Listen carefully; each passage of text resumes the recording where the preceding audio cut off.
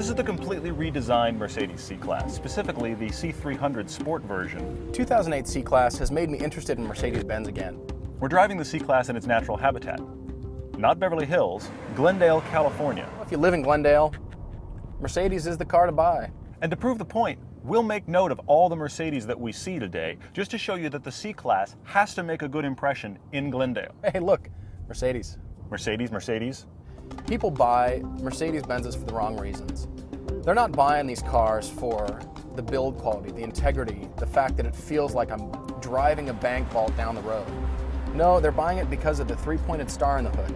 It conveys a sense of wealth. Mercedes, Mercedes, Mercedes. Hey, look, Mercedes. Mercedes, Mercedes. This is just Glendale.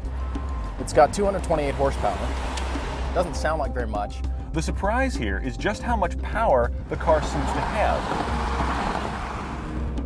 This motor is very torquey, and you can get up to 90 just like that.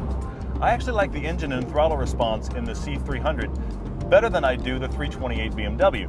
Smoother than a mayonnaise sandwich. If you want to get crazy, you find yourself in the AMG version of the C-Class that has 451 horsepower, which is kind of like putting a nuclear missile in a toaster. This is fast, holy crap. Quick, balanced. I'm not really a Mercedes fan. This really wants to convert me. The C63 feels like it wants to get away from you. It's a dog on a chain and it's pulling awfully, awfully hard.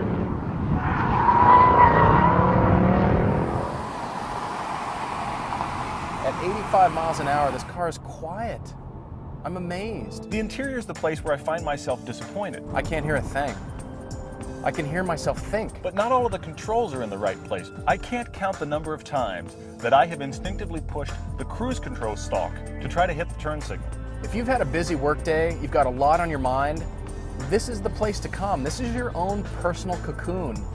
I would like to see the plastics have a lot less texture though. It feels like a basketball in here. In fact, they look like $20,000 versions of GM. Hey look, Mercedes. Mercedes, Mercedes. You know, the C-Class is a good car. In fact, it's an excellent car. And you've probably seen the commercials. We can put a 200-pound man on the door. We engineer door hinges that could hold a 200-pound man. I have never come across a situation in my life where I need to sit a 200-pound man on the windowsill of my car. If I did, I'd buy a C-Class. The handling's good, it's crisp, it's precise, you just have no road feel. This car almost drives itself. It's so smooth, it's so quiet. It's like the world's greatest driving simulator. It insulates you from the driving experience. You get the impression that you're driving, but you also kind of have the impression that if you fell asleep a moment from now, it really wouldn't matter that much. Mercedes. Mercedes, Mercedes. Hey, Mercedes. And a Mercedes. And if I'm lucky, later in this block, there'll be a Mercedes. Oh, Audi A4, we're mixing it up a bit.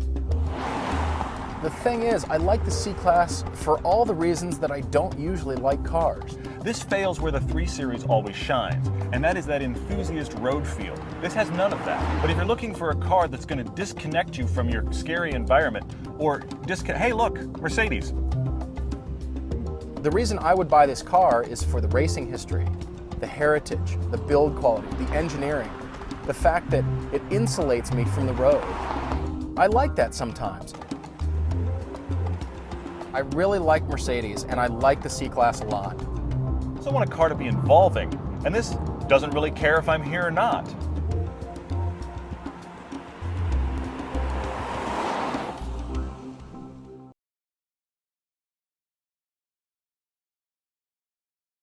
Mm.